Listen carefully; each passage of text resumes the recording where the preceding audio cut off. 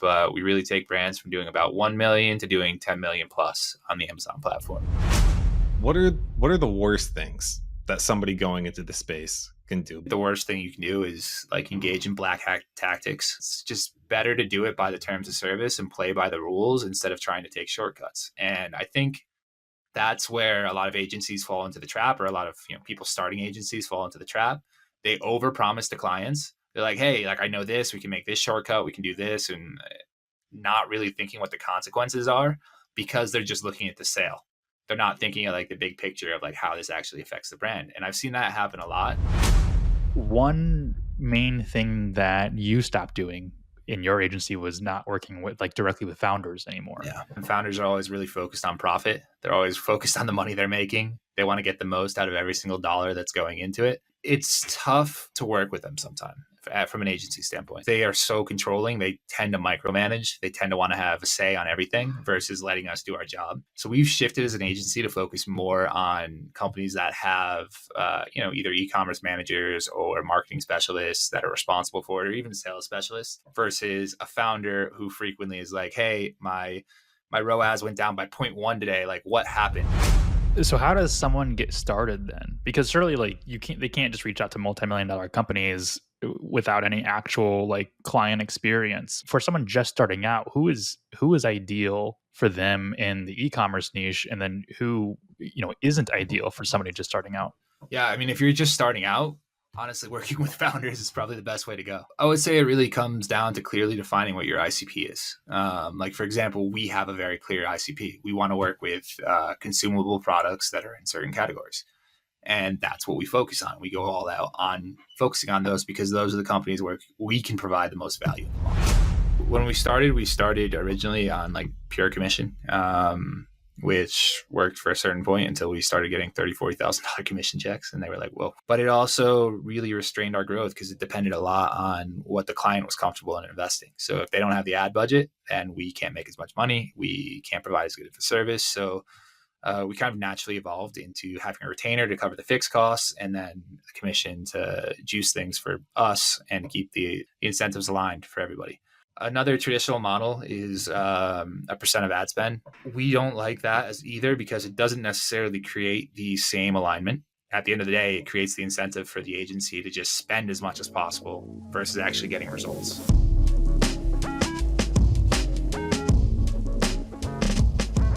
We actually have another guest on the show who who reached out to us, and then we wanted to bring him on because he provides a unique perspective to the agency setting that, in the past we've kind of taken a dump on, which is e-commerce agencies. And in the past, we've always said that e-commerce isn't exactly the best niche to get into because of typically the clientele in it, but when you are just getting into the agency space and marketing in general, e-commerce might be the first thing you jump to, just because it's just online transactional, easy to market, easy to track. But Mike Begg, right? I'm saying your last name right? Yeah, you got it. Embarrassing. So Mike Begg, you're the founder of Amazon Advisors or AMZ Advisors. I figured you should just give your introduction because clearly I'm not doing you any justice. Yeah, that's fair. And well, thank you for that. You got my name right. That's a good one. But you never know how many people always ask me, "Is that how you say it?" It's just got an extra G on it. Is it Begg or Bedge? Yeah, or Begg? Exactly. Begg is pretty straightforward. What is it originally? Like, what's your ancestry? It's Scottish. Ah, okay. That's what that is. I was to be fair, I was thinking about putting an S at the end of it, but then I was very common as well. Can't be right. Yeah, no, it's very common as well. Like that's the other one I always get. So even all my friends call me Beggs anyway. So literally, it's not a problem. About myself, about my company, I'm the CEO and one of the co-founders of AMZ Advisers. We've been around since 2015, and what we do is we help brands scale on Amazon primarily. We manage some other marketplaces, but we really take brands from doing about 1 million to doing 10 million plus on the Amazon platform. And the way we do that is a variety of different marketing strategies, advertising strategies, positioning, merchandising. and really helping our clients build their online funnel on the Amazon platform. So that is my experience. I do some other stuff in e-commerce, but that's the main business that I run. Cool. Awesome. Why ecom? Like, what was the original thing that got you into it?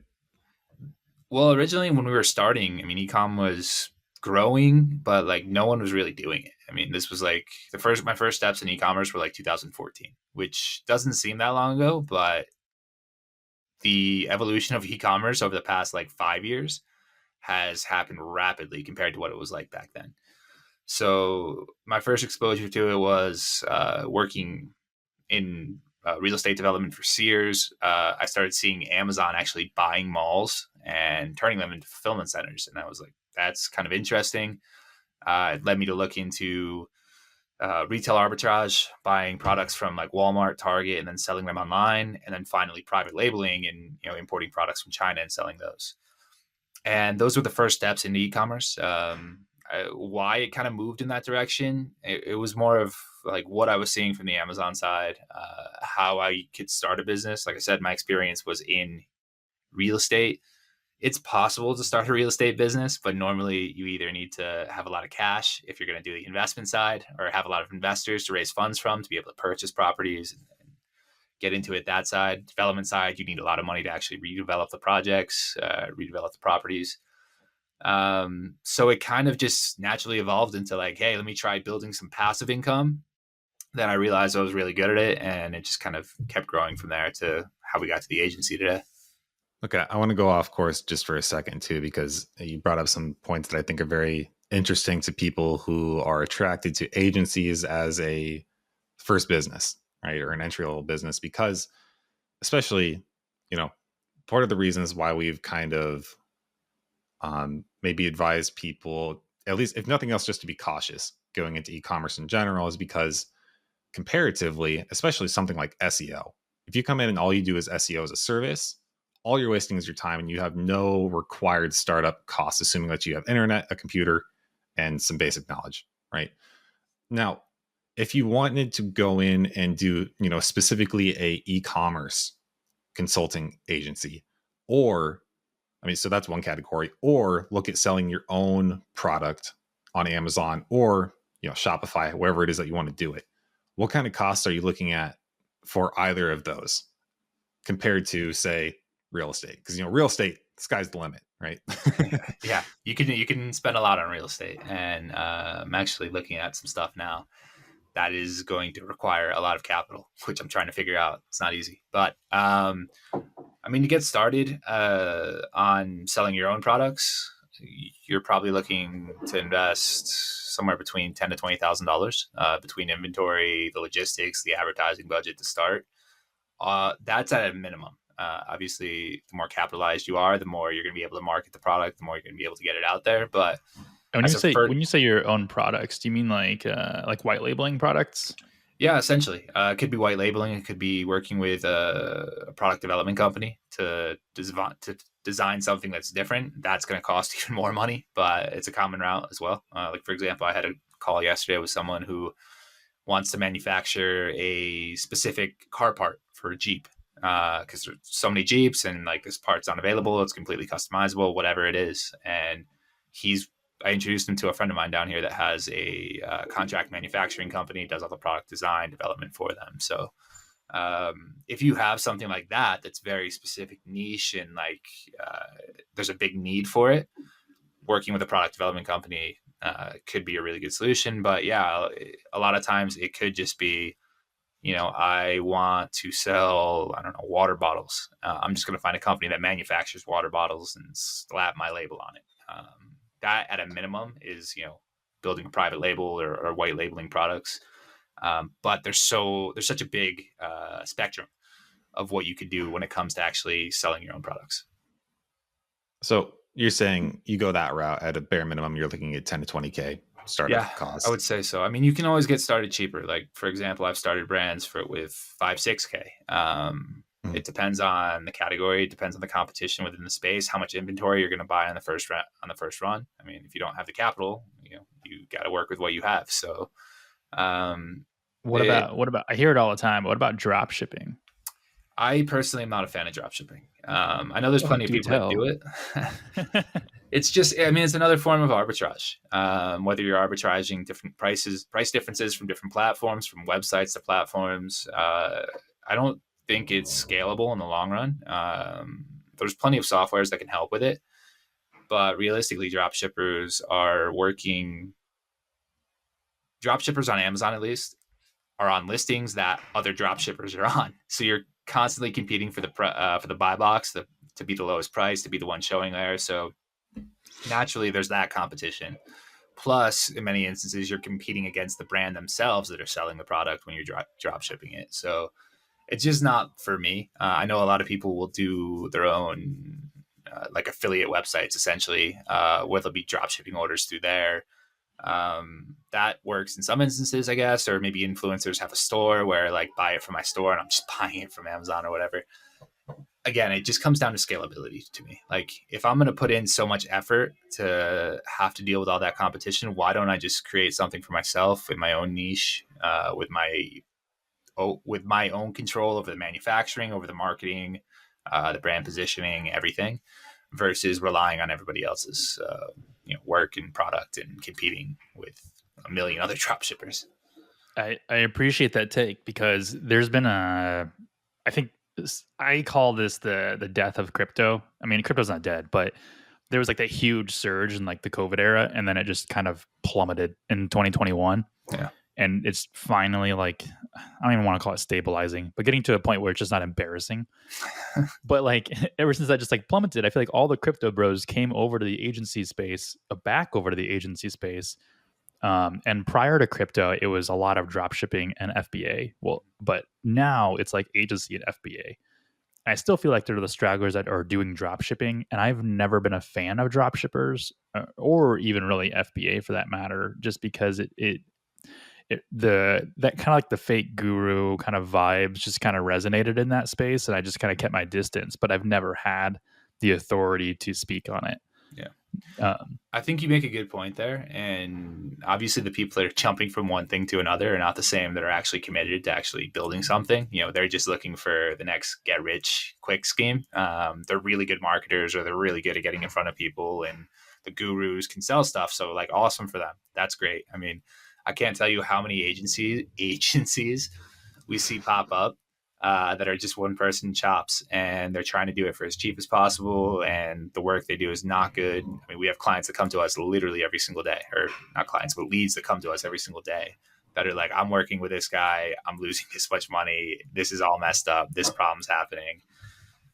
It's tough. And at the same time, that's kind of why we moved outside of working with like individual sellers to working more with brands, because it's for us, it's a better experience. They have the money, they have the capital to invest in our advertising strategies, and we're able to get more consistent results for them, versus, the seller who's looking for the cheapest option possible to manage their advertising and doesn't have a real budget to invest in it. So yeah, I mean, there's always going to be those people that are trying to sell something in some way. And it probably even happens in other niches that we barely even think about. But it's funny you mentioned that, because like right before this episode will air, we were just actually interviewing Chris Walker from the Legit platform.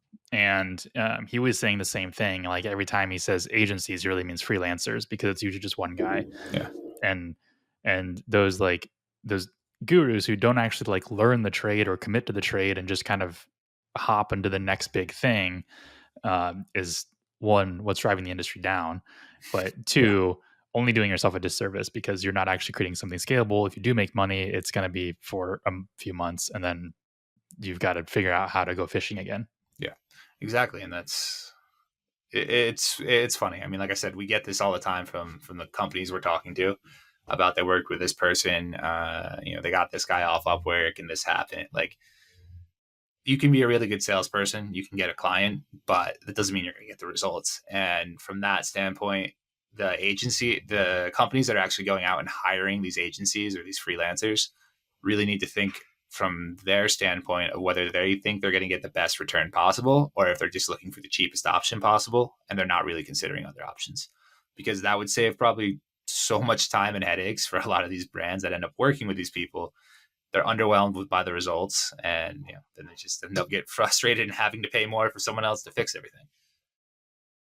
I So, love it.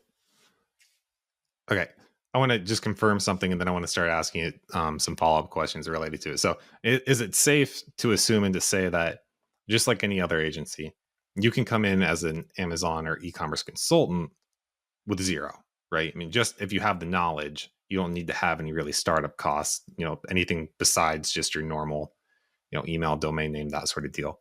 Is that Yeah. Yeah. okay? I mean, at any in any sense, any agency is the same. Any service, any consulting, you really don't have startup costs. I mean, your main costs are how are you actually going to acquire customers. Sometimes it's through referrals. I mean, and this again applies to any service industry, any consulting or agency. If you can get referrals, you can get clients at a low cost. If you need to pay for ads, you obviously need to invest money in that. So yeah, I mean, essentially, you could start with uh, us with no costs, but us as an agency, we started as sellers. We probably spent, I don't know, $100,000-$200,000 on our own, figuring out how to do advertising and what worked and what didn't. Then we had some big brands that we worked with early on that allowed us to spend millions of dollars and figure out what worked and what didn't. So it's all about like accelerating the learning. So or accelerating the growth in general, whether you're investing in the sales side or actually learning what the service is. But the faster you can acquire clients or the faster you can learn how to provide your service, the better you're going to be in the long run. And it takes money no matter what, but the capital requirements can be extremely less than, building your own brand, buying your own products, finding a manufacturer, dealing with the logistics, the importation, the branding, the IP, all of that stuff. So yeah, I mean, it is easier to start than some other things. So you mentioned some of the difficulties. What can you just briefly explain your business model, and then follow up to that is, based on those things that you've kind of said to be wary of, what have you done especially that you think has made it more successful, so that like what things do they need to avoid if people are going to go into the e-commerce space too? Yeah, so I mean, as a model, we're working with clients on a retainer basis and have a commission as to align things. So that's how we actually bill. But the deliverables we're providing are the content, the advertising, the marketing strategy, the merchandising on the platform, and just strategy consulting beyond that. It's like, how do you actually grow your brand? Because whether you grow on the Amazon platform or not, that's great. But if you're growing outside of Amazon, it's naturally going to lead to more sales growth on Amazon. People see your brand, they go search for it on Amazon to see if it's available, if it's cheaper, if it gets there faster, whatever the reason is. So that's kind of what we do. We're trying to help our clients from a holistic sense. I mean, our focus is just on Amazon, but holistically, if they're growing outside of Amazon, it's going to have a benefit to us as the Amazon agency. And the way that we kind of achieve this is that as we've grown over time, we've specialized and brought a lot of people that had specific skills in. So, for example, we built out an entire advertising team. We brought in strategists from other spaces of e-commerce. So some that were in D2C, some that were in Amazon, some that were working on Walmart. It's all just bringing in different perspectives on what works and what doesn't work. And that helps us as a company. That's the other great thing about agencies is that the amount of knowledge that the agency is able to bring into it makes the agency that much more valuable, or that their service that much more valuable. So it kind of, in a way, is network effects. When you hire better and better qualified people, your knowledge of e-commerce improves, the service improves. It allows you to bring in more clients. More clients mean you bring in more people that have the experience, and it just kind of snowballs from there. I really like the your take on if you grow the brand outside of Amazon, it naturally leads to more Amazon sales. Because I was working with a pretty large beauty company. I'll say after the podcast, and the biggest problem that they had was that their products sold primarily like better on Amazon versus on their own website. And so because they have to price the products the same, just for marketing purposes, Amazon with their fee and shipping and everything was just eating away at like their actual website sales. And I remember telling them, so like honestly, if people are buying more from Amazon, regardless of the platform, like that's basically your your media spend or your ad spend is that commission portion that Amazon takes. So additionally, something that I had suggested, or something that they were also thinking about internally as well, was only providing like certain bundles through the website. So if you go to Amazon, you can buy the individual products, or you can go to, the website and actually get a bigger deal for the bundle plus whatever shipping was. And that was a way to kind of pull that traffic back from Amazon, but it required a lot more ad spend on like social to make people aware of these bundles. Yeah, So definitely. I mean, it happens frequently. I mean, there's some companies that are all in on that. Like, it doesn't matter where it is. I'm going to push all my traffic to Amazon, and I'm going to just sell as much as I can. A good example of that type of company is Liquid Death. I don't know if you've heard of them before, but they're the water company. The water company. They drive a ton of traffic to their website, but all the purchases and all the checkouts are through Amazon. So it just pushes all the traffic there, and they're like, whatever, I'm going to acquire as many as possible. Beauty is another good example of this because typically beauty products or cosmetic products in general are recurring purchases. If someone likes the product, they're going to buy it. The customer lifetime value is going to increase over time. So at the same point, whether you're acquiring customers, no matter what, if you're acquiring them on Amazon, if you're acquiring them on your own website, if you're acquiring them through retail, whatever it may be, it's going to lead to that cash flow just stacking up over time. So your advertising cost or your cost of acquisition is going to go down with each additional purchase they make. Well, it won't change, but the repeat customers coming back, you don't have to pay that acquisition cost again, I guess is what the lifetime value. Yeah. So that's really the benefit of it. And we work with a lot of beauty brands as well. And it's the way we position it to them. It's like, yeah, we want to try to get as many customers as possible because we know they're going to come back and we can see the ones coming back. But at the same time, once we get them to purchase, we want to see if there's ways that we can push them to the website to buy something else. And there's different techniques with that. Like, I'm sure you guys have seen like product insert cards before. And but in general, the idea is, how do I get as many customers into this brand, regardless of whether it's on Amazon, regardless of whether it's a D2C website or whatever other platform. I can see Cody itching to ask his next follow-up question, but I have one more to interject. I will forget. Cody writes these down, but I will forget. Do you ever find it a problem where brands like Liquid Death, who are solely relying on Amazon to make their sales, like what happens if their account gets suspended or something and they can't sell? Like, has that ever happened? And do you advise against having only putting all of your eggs in one basket? Yes, I do, for that exact reason. But at the same point, when you get to a certain level of scale, it's very difficult for Amazon to shut you off. Or you have dedicated account reps or specialists that can help you get the account reactivated if something happens.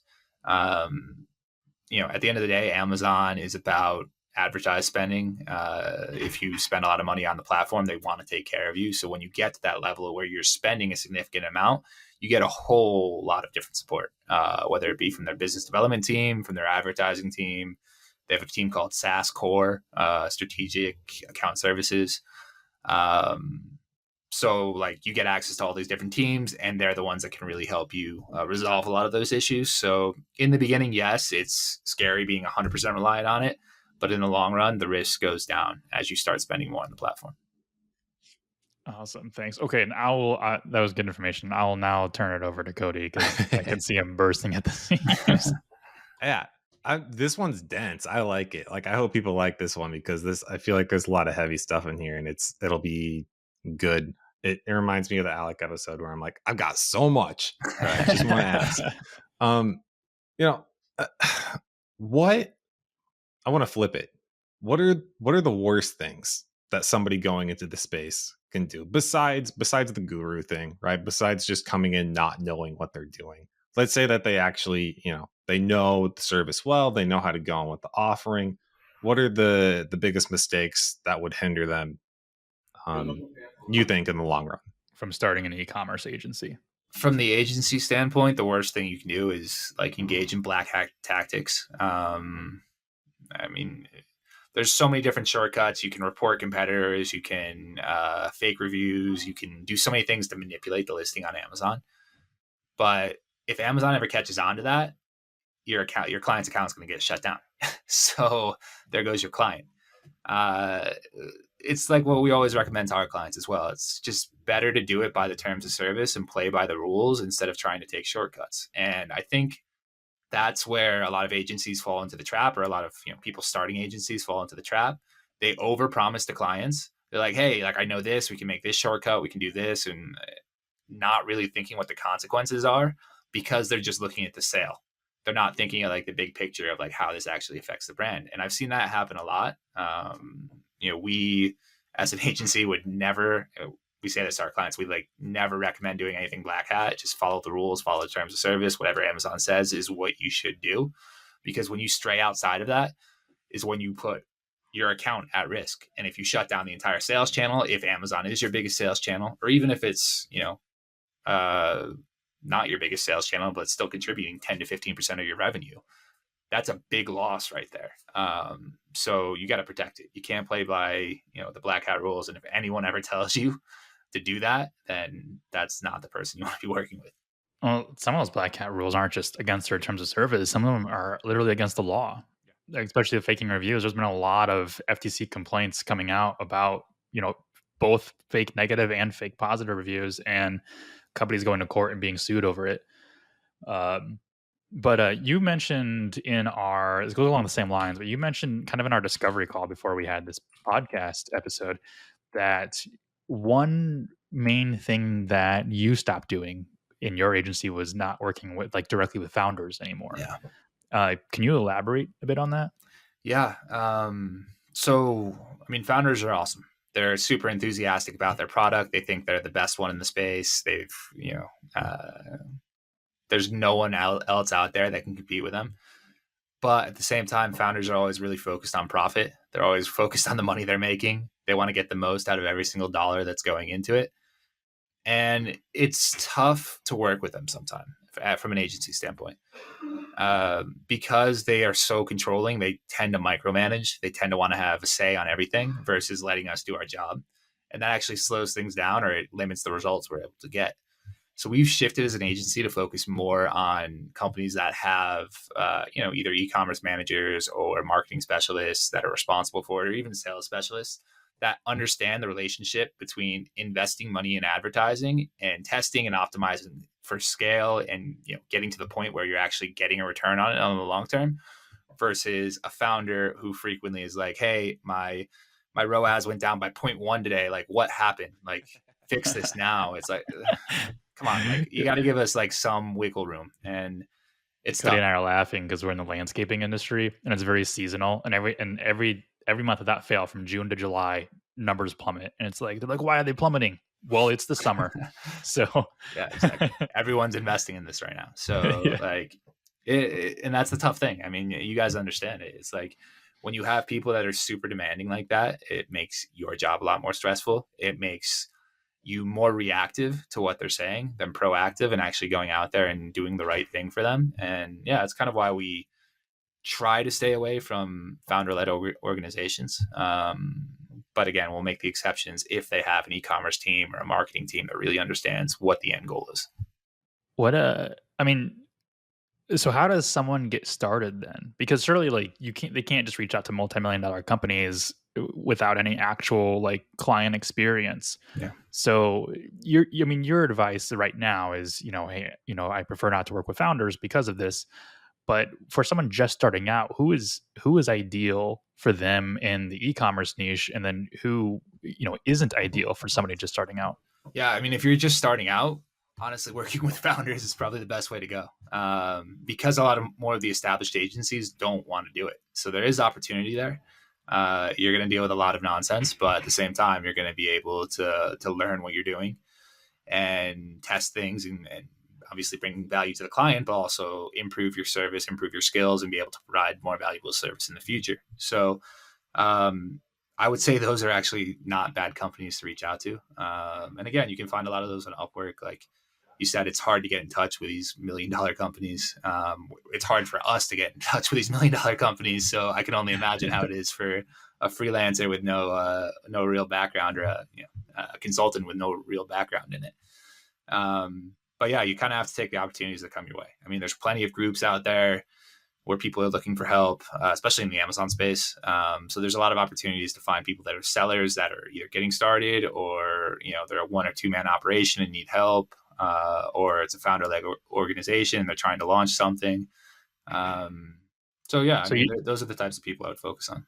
So you don't really have there really isn't like someone that you shouldn't work with. It's more of like, keep your doors open, but make sure that you're positioned to be able to help whoever it is that comes to you, whether you have a retainer model or whether you have some kind of percentage model. I would say it really comes down to clearly defining what your ICP is. Like, for example, we have a very clear ICP. We want to work with consumable products that are in certain categories.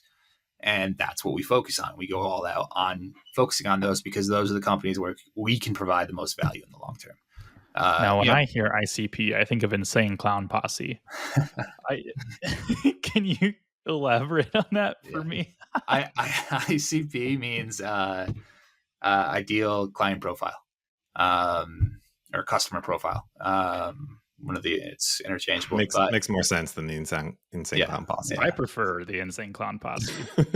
It depends on what your Insane Clown Posse is. We've never used that term in the business, but hey, there's always room for change. So, but no, I mean, when you clearly know who you're trying to reach, who you're trying to help, it's a lot easier to reach those companies and communicate to them. Like, the way I get asked this a lot about, like, how I kind of got started and whatever. And one of the things I always point to is Simon Sinek's Start With Why. I think when you can clearly define circle. Yeah, exactly. When you can clearly define why you're doing something or who you service, and having a story and all that, it's much more easier to communicate and reach those people. And I think that's what having a clearly defined ICP helps you do, and that you clearly can communicate in a way that helps your ideal client understand why you're doing this or why your service is beneficial to them, or whatever aspects. But you just take them, through the golden circle from there. Nice. Cool. I'm gonna try going this direction and see if Jake stops me. But you've dropped a couple hints earlier on that I found interesting, and I'd like to expand on them. One of them is you said down here. Where are you? Yes, that's a good one. I am in Guadalajara, Mexico right now. Okay. You speak Spanish? I do. I've lived here for 6 years, and it's allowed me ample time to make plenty of mistakes and learn from those mistakes. I definitely wasn't fluent when I got down here, but now, yeah, I'm fluent. So it's been when did you start learning process. Yeah, when did you start learning?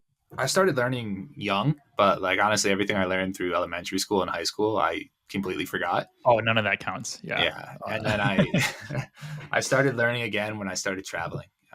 So when I first came to Mexico the first time I came was 2009, but when I first moved to Mexico, which was 2017, I really started focusing more on trying to listen and understand what people were saying. And I started catching on more. And then I traveled in Spain, Nicaragua, Costa Rica, Guatemala, Mexico. And I was getting more and more exposure to Spanish. And that's where I really started to progress. And then I moved to Mexico at the end of 2017, permanently. And that's when the progress really started. Being in the day-to-day, actually communicating with people, learning all the slang. There's still times where I hear words and I'm like, no mamas güey. Yeah, there's one. That's a good one. Another good example is like, people ask, like, what am I doing here? Because they know I'm not from here. And there's a word for how? There's a word for work that you never learn in the US. Work in Spanish is trabajar. That's what we all learn. There's a work here, at least in Jalisco, which is the state that Guadalajara is in, called chambear. And I've never heard that word before. And the first time someone goes, "Que chambas aquí?" I'm like, what? Like, I have no idea what you're saying. They say, what are you working on? Yeah, like, what do you work at? I'm learning Spanish right now, so like, I'm just trying to put clues together to figure out what you're saying. Yeah, or que chambas, or like whatever. There's so many different ways to say it, but at the same point, it's like, I don't know that word. Like, I can't even guess. There's another word here in Mexico, at least, that's very common and used kind of slangy. Echar. HR is, I can't even really explain what HR is, but it means like to get to have like all these different things at the same time, and it can be used in such informal ways. It's like, are you hungry? Echas unos tacos. Like, let's go get some tacos. And it's like, it makes no sense if you don't actually understand like the colloquial usage. But it's one thing that's really hard to learn if you're trying to learn Spanish in the US or somewhere else. Yeah. So did you, I'm just thinking, did you side load these? Like, were you like, all right, I'm going to Mexico and I'm doing business, but I'm also working on Spanish? Like, what's the order? Were these both in pursuit at the same time? Were some things, because, you know, it's no secret that I'm doing Japanese. The, how did you pursue that, and how did you balance it too? Because I tell people you don't, especially with Japanese. It's just brutal. Just forget everything else about any sort of balance in your life. If you're doing business and you're doing Japanese at the same time, neglect everything, because even your fiance. I was gonna piggyback on that earlier and say, like, did you like Duolingo this at the same time, or were you like Antonio Banderas in the 13th Warrior and just listened and then learned the language? Honestly, yeah, it was more like that. I think like what you just said, Cody, is like really important. Is that there's only so many things we can focus on, and some things just happen as a consequence of that. It's not intentional. Like for me, we were focused 100% on getting the agency going, and to do that, we wanted to give it the biggest ramp possible, which is why we came to Mexico in the first place. And then while I'm here, as a consequence of being here, I just started being interested in learning what people were saying and listening more to what they were saying, and that just started uh, helping me understand the vocabulary more and the conjugations of verbs more, and different verbs that I didn't know before. And that just evolved in me getting more comfortable speaking. So like those were all consequences of me just focusing on business and trying to grow a business by moving to a place that would give me more time to get it started.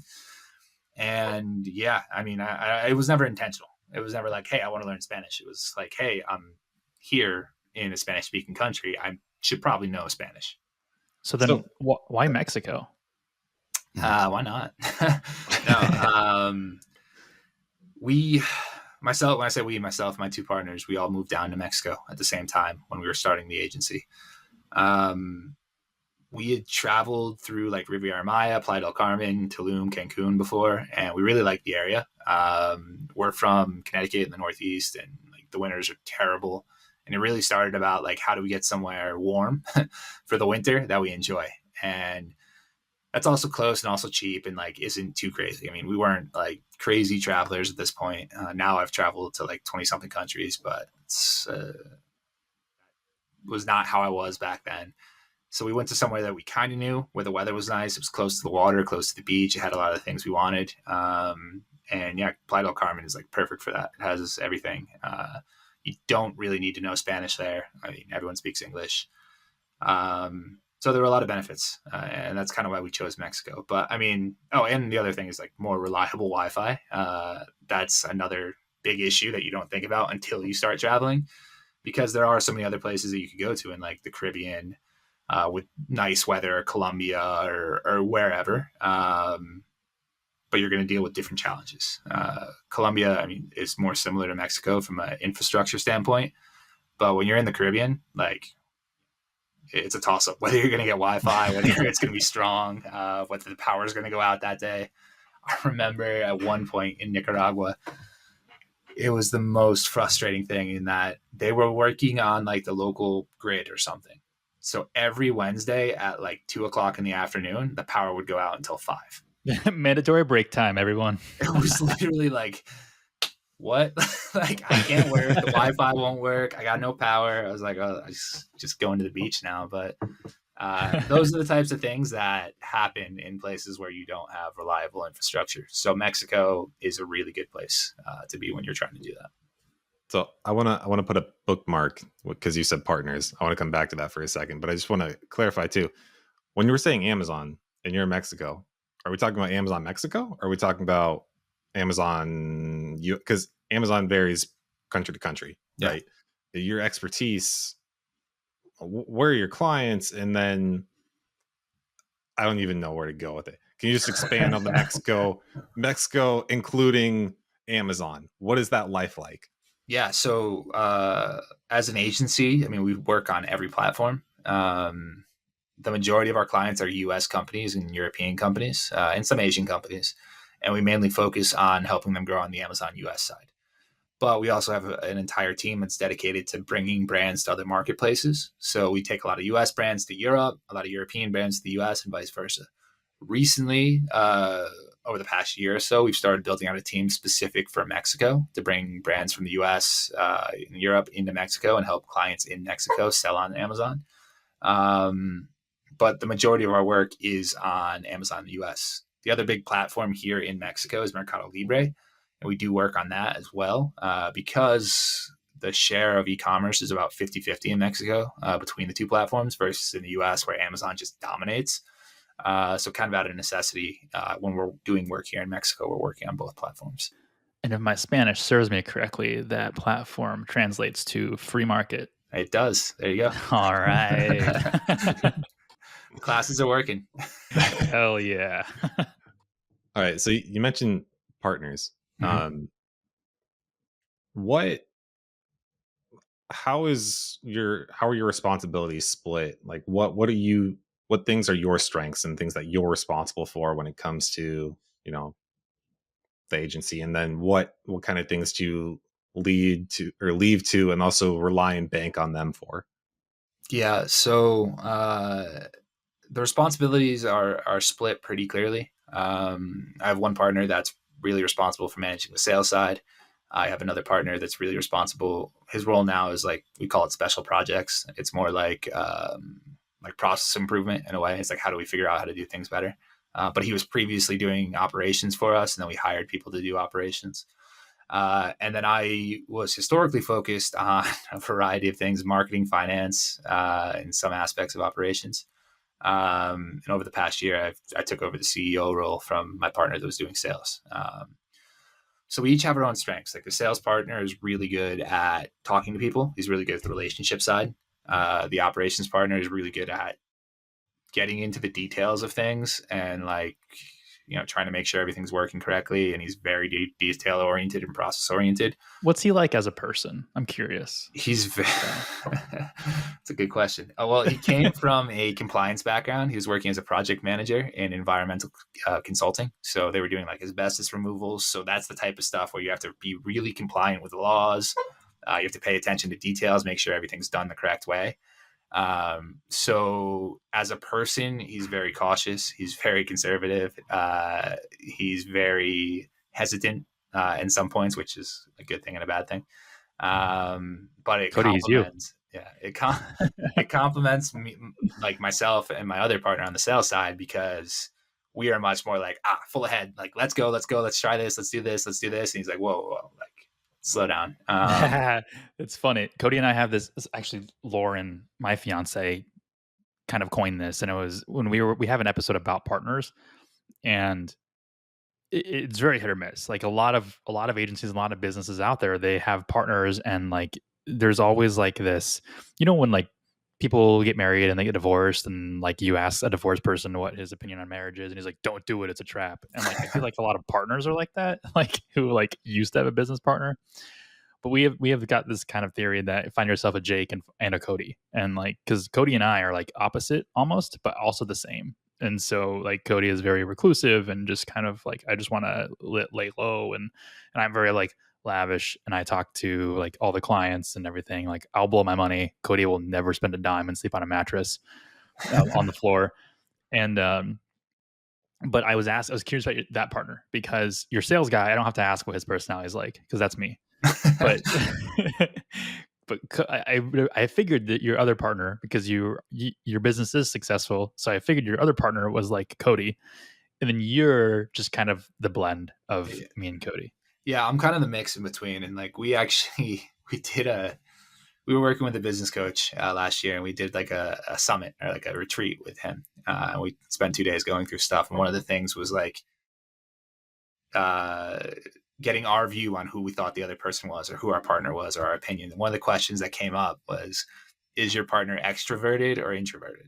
And obviously, like the operations guy, he's introverted. The sales guy, he's extroverted. And then for me, they were both like you're kind of a mix. You're kind of half and half. Like, I don't know. Sometimes You're you're an really ambivert. serious, and other times you're really talkative. And I'm like, yeah, I don't know. I'm a mess. But no, it's I can even get the vibe from both of you. Just as the few times we've spoken already on who's what and what. But that's what makes a good partnership as well. Is like when you have people that complement your weaknesses or your strengths. And I think that's exactly what we have as a company. And I would always recommend, if you're going to get partners, those are the type of partners that you have. I think a lot of the partnerships that fall apart are the ones where both people are the same. Were you There's no friends with balance. your partners before you partnered up, or were you more so acquaintances? Yeah, no, we were good friends. So the partner that's more conservative, more the operations guy, I've known him since I was like 7. And then the other one we met in high school. But we've all been like really good friends since high school. And they went to the same college together. I went to a different school, but like after college, myself and the operations guy were living together with the sales guy's cousin in an apartment, and the sales guy was always there. We were always like super tight knit, and we all kind of didn't want corporate jobs. So it kind of just naturally evolved in that we were going to try to figure out how to do a business and grow something. Yeah, you'd have to be tight knit for all of you to agree to move to Mexico together. Yes. Cody always says this, and I like it all the time. But it's find friendship in business, not business and friendship. For sure. And so I feel like your situation is very fortunate and very lucky and almost impossible to replicate. And we already feel like our partnership is impossible to replicate because we just found such a perfect match. But at the same time, Cody and I weren't friends before we started our business. We worked together at a previous agency, and we recognized that we had skills that complemented each other but weren't the same, and both had the same goal, which was make money doing an agency. Yeah, I think that's a lot more common. It's a lot more easy to maintain. With friends, like for us, it works well. I've heard plenty of stories where like friends start a business together and it like all falls apart. The friendships like hate each other. For us, we're just like very direct and very honest and open with each other. And like sometimes it comes down to a whole lot of swears and arguing and like other stuff. But at the end of the day, we know like we are still going to be friends. Like whether someone makes a mistake, whether someone messes something else up, it's more about holding ourselves accountable to try to do better and continue to grow as people. And I think that's probably one of the coolest things from that perspective is that we push each other to improve. We see how we improve over time. And like the end goal is like, hey, yeah, if we all, make it rich together, like that's an awesome story. It's going to be a great experience. And like, it's just kind of the way that we look at things. So for us, it works really well, but I know it's really hard for a lot of other people. The whole thing running through my head during that was Dom Toretto just being like, family. Family. That's awesome. That is awesome, though. Are you guys split? It's exceptional. Like equity wise, just like yeah, like 3 ways pie chart. Yeah, we're split, and we have a few other businesses that we've started as well that we're all in together. We have some other partners in those, but we're equal partners. That's like mine and Cody's story too. Is like Cody was just saying this the other day. He's like, there's very few things in life that interest me. He's like doing business in Japan, doing my side project on my own, and then doing businesses with you, and not single, but like because we have multiple ones in the works. Yeah, and he's like, I don't want to start another business without you as a partner, and the feeling is mutual as well because I don't think this kind of relationship would be replicated again. Well, yeah, as the conservative risk taker, I guess, right? I calculate out the risks and I see him like, okay, I'm going to live X years longer. It's going to take X years to accomplish these things. What can I reasonably, responsibly, safely do? And, how much more time and effort and investment. And like you get older and you just kind of realize that you just don't want to do it again too. Like this is a very stoic, pessimistic view of saying very nice things, right? Because it's like, I just want to work with Jake. And I do mean it in a very positive way, obviously. But that's also the like my thought process of it too, is the reason this is coming up is we recently started house hunting. So related to real estate, right? And real estate's a monster. Like it goes deep, and we're just barely on the surface. And that's enough for me to know. I don't want to know. I don't want to go into this. This isn't something I want to learn. This is too much for me. So I think it's also extremely cool and brave of you to go and pursue that as well. I would say that, like, I think it definitely depends on the personality. It depends on the person. Like, for me, I am, and like, not to bring like the Myers-Briggs stuff into it, but like, I am always super interested in trying to learn stuff. I'm super curious. I have an idea. I want to run with it. I want people to support it. Like, I try to get buy-in. I'm constantly pitching stuff. And like, in fields completely unrelated or, vaguely related. That might be something that I see an opportunity in. Like, a good example of this is being in Mexico. I want to start a PEO, a professional employer organization in Mexico for companies that want to hire in Mexico. It's vaguely related to what I'm doing in that I have team members down here. But at the end of the day, I don't know anything about the PEO industry. I can learn a lot about it, or I can find a partner that knows about it, which is, at the end of the day, probably what I will do. But for me, like, I am always super interested in learning how different things work.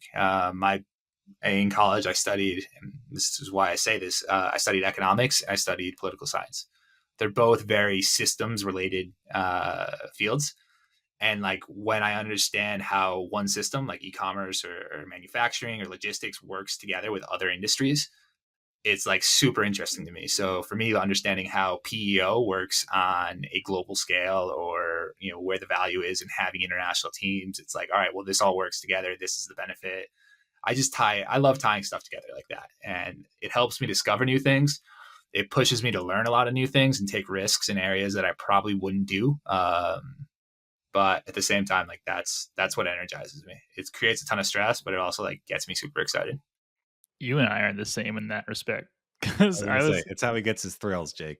yeah, because I'm just like always shooting off ideas. I'm like, this is where we're at. These are where we can go.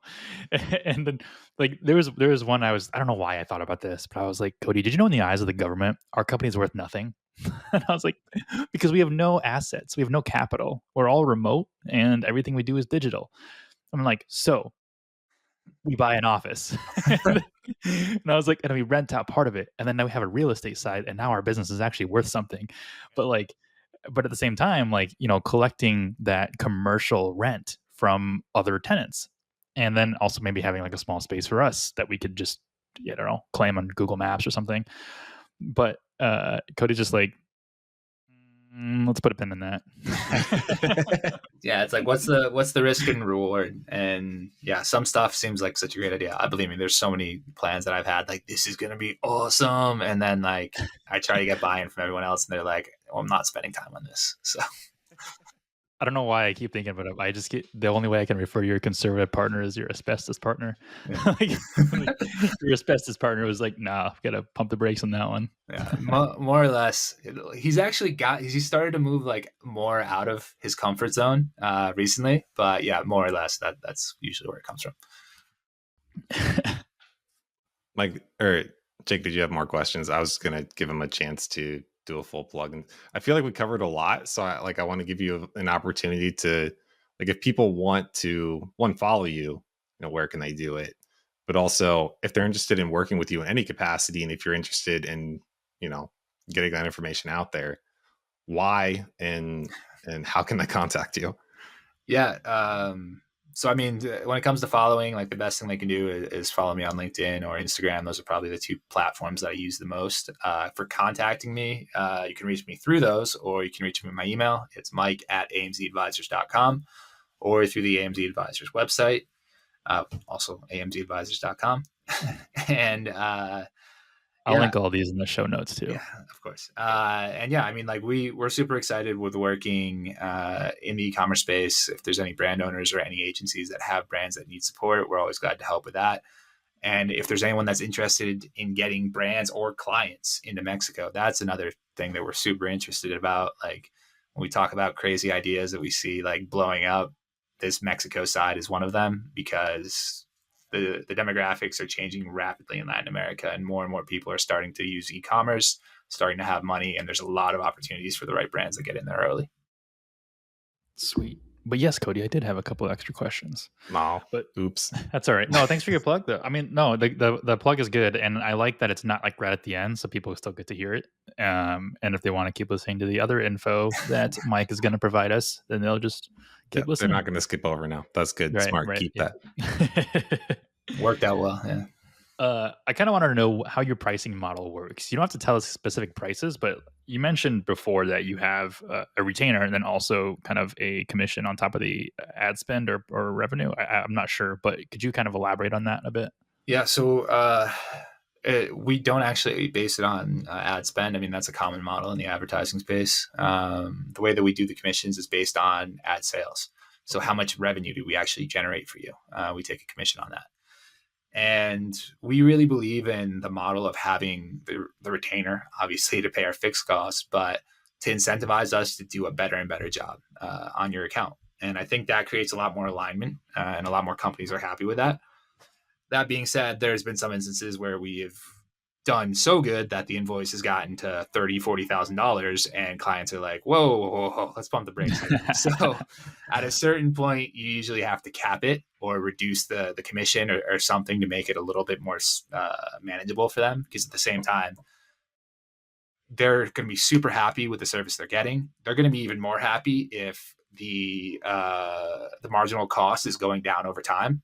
So for that, every additional unit that you sell for them, it's not costing them the same amount, or they're actually seeing economies of scale. And that is kind of the way that we always position it from that standpoint. So it creates the alignment. It also helps them, encourage them to work with us once they get beyond a certain point. And yeah, I think in general, it works out really well for us. That's really cool. I like the cap. Well, at first the cap, I'm just kind of like, for selling more, then you're making more and we're making more. But then like the cap also, like you said, it encourages people to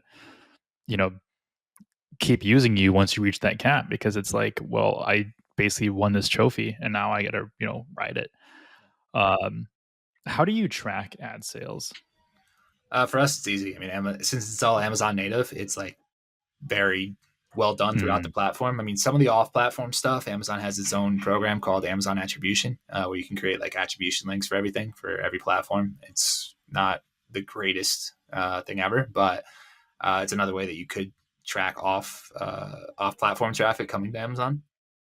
But for us, yeah, it's pretty easy. It's last touch attribution. So if you saw 3 other ads and then you clicked one and bought it, it's that last ad that gets the attribution. Do you ever work with like affiliates? Like, does your agency ever reach out to some affiliates in like a product niche? No, we actually don't work with affiliates, which would be interesting if there are affiliates in the niches we work in, listening to us right now. But we do some work with influencers. And one big area where we've seen a lot of success in driving traffic is TikTok, surprisingly, not surprisingly at the same time. We've had a couple companies, one company that was on Shark Tank actually, they've been growing with us since they started. We took them from pretty much zero to the point where I think they're on pace for like 5 million this year or something. Nice. And with TikTok overnight, they went from doing about 78,000 to doing like $55,000 a day in sales. And they were like, "Oh my gosh. Whoa!" I mean, that's wait. What was a little bit, but what was that increase? It was what to what? It would have been 7 or 8 to 55 the first day they started running it. So that's what I thought you said 800% or something. I thought you said 78 to 55, and I'm like, that's a reduction. No, that's the other way. 7 or 8. Scam. Yeah. No, but like it's super powerful. TikTok is like one area where we think there's a lot of opportunities, especially if you do things the right way. And TikTok has TikTok Shop now, where they're really trying to push more brands to sell through the platform. So it's a lot of benefits there. Yeah. Could you elaborate? This is your price model for retainer plus a percent on ad sales. Could you elaborate what on some like what other pricing models are out there? Like when you first started, was this the pricing model you went to market with? And then like what was the evolution of that? And what other options do people have out there to price their services in the e-commerce niche? Yeah. So when we started originally on like pure commission, which worked for a certain point until we started getting $30,000-$40,000 commission checks. And they were like, whoa. But it also really restrained our growth because it depended a lot on what the client was comfortable in investing. So if they don't have the ad budget, then we can't make as much money. We can't make as much money. We can't provide as good of a service. So we kind of naturally evolved into having a retainer to cover the fixed costs and then a commission to juice things for us and keep the incentives aligned for everybody. Another traditional model is a percent of ad spend. There's a lot of agencies that do that. They're usually working with companies that have much higher budgets. We're talking about multinationals at that point that are spending millions of dollars a month on advertising on Amazon. So they'll take their percentage from the total ad spend, but we don't like that as either because it doesn't necessarily create the same alignment. At the end of the day, it creates the incentive for the agency to just spend as much as possible versus actually getting results. So we tie our commission to results because at the end of the day, that's what the client cares about the most. There's no doubt or hint that we're just trying to maximize the spend to make us, to make more money for us. Is that we're trying to be as efficient as possible with the spend so that we can make more sales for you. Mm-hmm. Yeah, our last agency that we were at, well, not necessarily our last agency, but most agencies out there, a lot of bigger agencies out there, Cody always explains they have like an oh shit button, which is the ads didn't spend this month, so we're just going to light money on fire so we can spend the budgeted ad spend. Yeah. Well, it creates a political mess, right? Because at that size, it's somebody's job within that company to spend money. So it's actually more problematic for their job to come back and say, the person I tasked with doing this did not spend the money. So then the agency says, we have to spend it because it's more of a problem if we don't. And it leads to a lot of waste and, anyway. Yeah, no, but that's the way a lot of companies run. And it's funny. I mean, that's why people still spend, however much on a Super Bowl ad. Like, because they have to. They have the money. They have to burn through the budget, and the return on it might not be that great. But at the end of the day, there's people. The company is dedicated to this money. It needs to be spent. If you're not hitting it, people are measured on their metrics on how much they're spending or whether they're overspending or underspending. So yeah, it's a very delicate balance. We have a retainer model, a low cost retainer model plus 15% markup on ad spend over a specific limit. And we work in the local business niche, so there isn't like a return on ad spend or ad revenue or anything like that. It's just all lead based. So we bundle that with a cost per acquisition target, and we're month to month. So we tell our clients, like, as long as we're meeting your target cost per acquisition, then there should be no reason why you'd want to leave. But if you do want to leave, we're month to month, so you can leave. Yeah, I mean, unfortunately, business owners don't always think logically when it comes to services and agencies and spending money. We had a client we're dealing with recently where their sales are, I think, 150% up from last year over year, and they're complaining to us about their growth. And I'm like, hey, are you guys kidding me? Like, do you actually understand? Do you see these charts? Do you understand these? But yeah, I think a lot of them want to take credit for it, than rather than credit the actual agency. Because we have certain clients that are like, I want to spend more money. Then we're like, you don't understand. On Google Ads, you can't. Like, we're at your impression share limit before your CPAs just start skyrocketing. Yeah. So take whatever money you have left and go put it somewhere else. We'll tell them too. We'll be like, hey, here's some smart people you can talk to as far as like next steps. But yeah, we're honest and effectively bad at making more money for that reason, right? No, but at the end of the day, that's part of providing a service. Is like, if you can't be candid with your clients and actually provide the real value to them and the real insights, because at the end of the day, I mean, they're paying for the relationship and they're paying for your knowledge. and being honest with them and telling them what you think the best use of their money is part of that. So yeah, there's plenty of times where we're like, yeah, we can keep spending money on Amazon, but your ROAS is going to decrease significantly from here. Why don't we put this money into TikTok, or why don't we put this money into Google Ads, or even Amazon DSP, like on the brand awareness side, on the programmatic side. So yeah, I mean, you got to be honest with them. That's like the biggest thing, I think. Cody and I are very honest. We like to consider ourselves very honest people, but eventually we're going to be moving outside of the operations side and doing other things, or just kind of being the shadow figure in the background. So you have to set those boundaries on how do you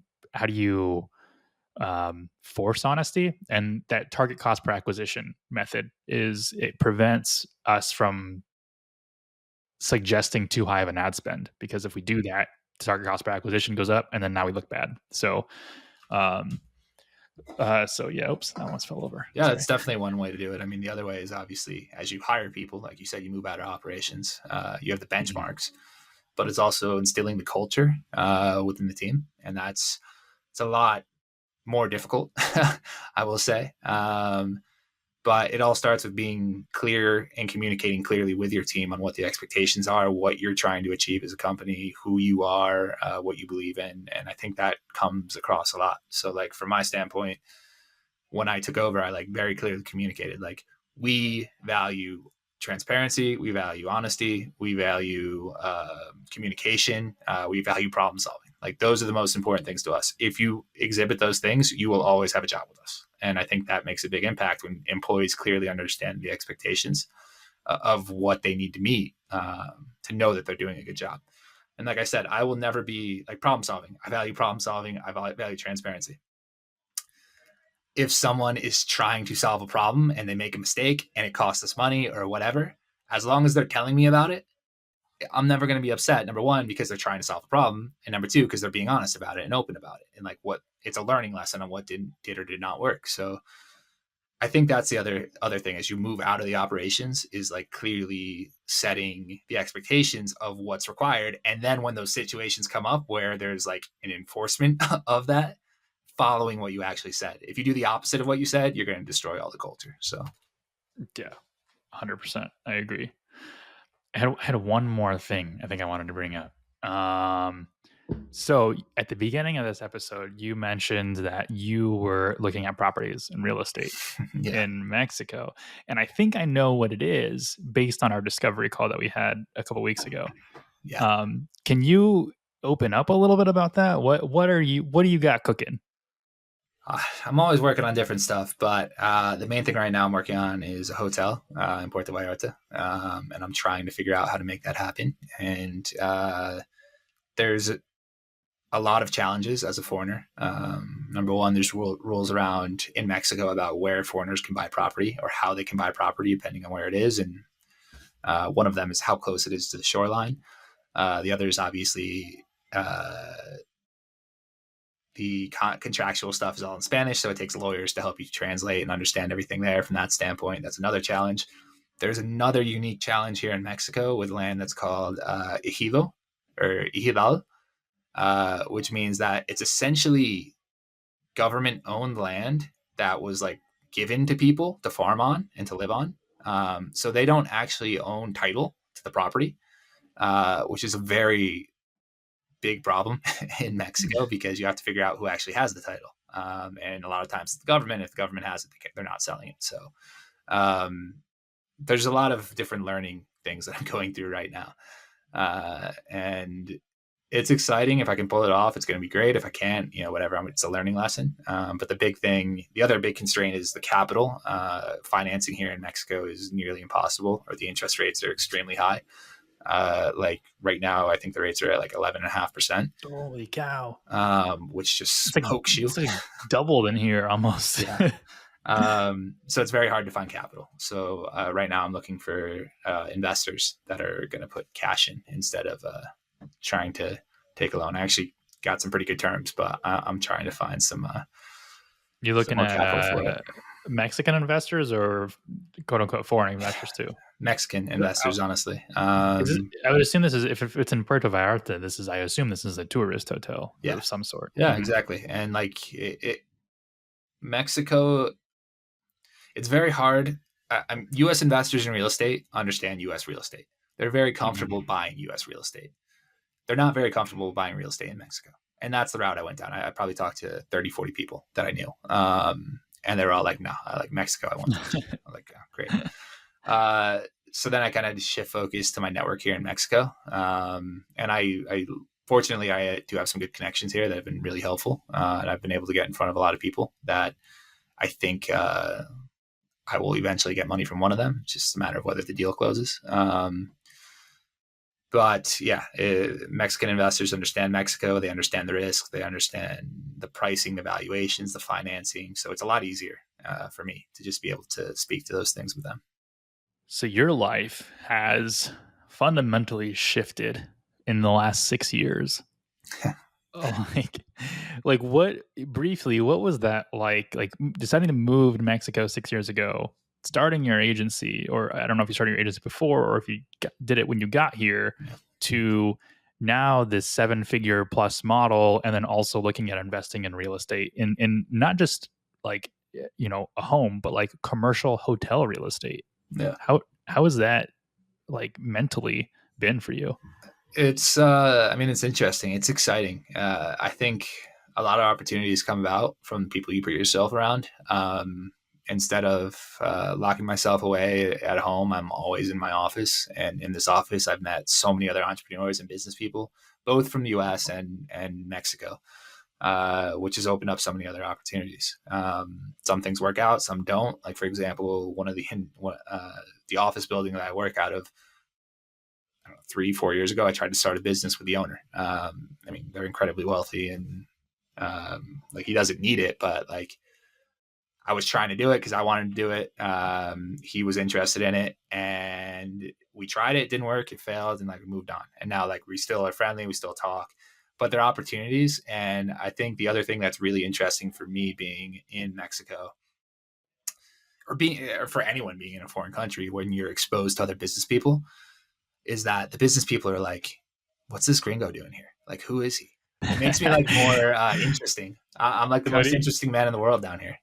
Cody gets that when he's in Japan. Yeah. They're just like, what a white guy. Yeah. What do you do? Like, what? It's so interesting to them. And that alone opens up the opportunity to have so many other conversations. So it is a benefit. Like I said, like the owner of this building, I know a few other people that in peso terms are billionaires down here. And I probably like the likelihood of me meeting a billionaire in the US is like, pretty low, and being friendly with them is also pretty low. And I have multiple friends down here that are like that. And it's all because I put myself in a different situation. I don't know, exotic, I guess, or something. Oh my God. So Lauren, my fiance, she is like extremely pale and fair skin, and has just like blonde hair, American as American it gets. Yeah. Blonde hair, her eyes are hazel, but she'll say they're blue. Anyways, she was at Whole Foods, and some guy approached her and tried to, do their pickup line. And then he goes, "Where are you from?" And she's like, "Missouri." And he goes, "Oh," he's like, "Sorry, you just look so exotic." And when I heard that, and I'm like, "From where? Scandinavia?" yeah, exactly. And it was so funny because when you mentioned that when we went to Japan with Cody, I looked at Lauren and I was like, "You are now exotic here." So it's like, wow. So it's something you don't realize until you get out. It's like, I am pretty exotic somewhere else I go, huh? I just got to look a little bit different than everybody. But yeah, I think that guy's pickup line, I think that was just it was canned and meant for everyone. But who knows? No. Like, do you have interest in staying in Mexico? I mean, I got like follow-up questions. They're like, I don't know if you know these things, but since Japan is my interest, do they allow dual citizenship? How long does it take for that sort of thing? If you do want permanent residency, or do you have it already? Those are like how deep are you into it, or is it just like I like business here, I'm having a good time, but those are like major life There's decisions. some yeah, I mean, like I don't know if I'm gonna stay in Mexico forever. I mean, it really, at this point, it really depends on my wife. In Guadalajara, I probably don't want to stay forever. I'd like to go to Puerto Vallarta and be at the beach. I grew up near the beach, and like, I'm in the mountains about 5 hours away now, which is cool, but it's a big city and everything. But like, I just prefer being along the coast. I do have my permanent residency, and Mexico actually has some interesting rules around residency. In that, first they have a temporary residency permit. They have the tourist one, which is what everyone that going to Cancun or Los Cabos gets, which is up to, I think it's 6 months, which is in itself awesome. Then you have temporary, which allows you to stay for up to 4 years, and then you have permanent beyond that. The interesting thing is that with the temporary and permanent, you're not required to get a tax ID. So you can live in Mexico as a permanent resident here and not pay taxes in Mexico. You have to pay taxes from wherever you are. And, with the U.S. being Americans, we have to pay taxes no matter where we are. But for example, if you were Canadian or if you were British and you moved to Mexico and got residency, they both have laws that say if you're outside of the country for 6 months out of the year, you don't pay taxes in the country. So you can come to Mexico and not pay taxes. Canadians, write that down. Yeah. There you go. There's your loophole of the day. But yeah, wow. That's I've done all that. Citizenship. Mexico only recognizes one citizenship, so you don't have to give up citizenship. But if you have Mexican citizenship, you're Mexican. You're nothing else, and that's it. So there are Mexican Americans that have both, but in Mexico's eyes, you're just Mexican. You're nothing else. Like I have, and I also personally have citizenship in Portugal. So I have Portuguese and American citizen, or U.S. citizenship. I don't know if I can get a third or not, and I don't know if I really want Mexico. Have citizenship in Portugal? My mom's family's from Portugal. Oh, okay. So that's like this guy's like James Bond or something. Like it's not that exciting. It's just family stuff. But smart stuff. Yeah. Smart stuff. But yeah, so that's kind of how it works. That is so. Is your business established in Mexico, or is that in America? The business focused on the Latin American aspects is here in Mexico. All my other businesses are in the U.S. For simplicity. So, well, you pay the corporate tax rate, the American corporate tax rate for your other businesses, but then the Mexican tax rate. Yeah, so I think it's higher in Mexico, the corporate tax rate. Yeah, it is higher in Mexico, but there's like all types of loopholes and things you can take advantage of. Of course, like a good fiscal system. But it's the reason I don't have like more businesses here right now is that it's just complicated because for U.S. tax purposes, first of all, I have to do all my filings in Mexico.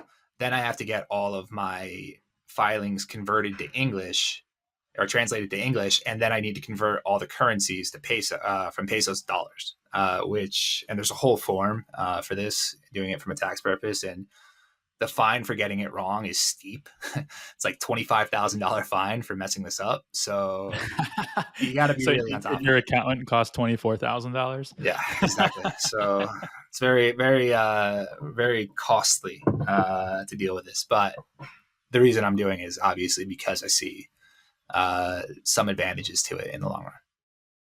Yeah, that's awesome. Well, this has been quite a lot of information. Mike, I'm really happy you could jump on this and educate not only us, but our listeners. No, I'm really happy to be here. Like, it was awesome talking with you guys. Really enjoyed the conversation. It's really free flowing and nice and easy. So it's been a great time. I hope your viewers got some value out of this, whether it's e-commerce or Mexico or who knows what products not to buy on Amazon. Furniture. All right, guys. Well, thanks for listening. Thanks, Mike, for joining the podcast. We'll see you next time. Awesome. Thanks again.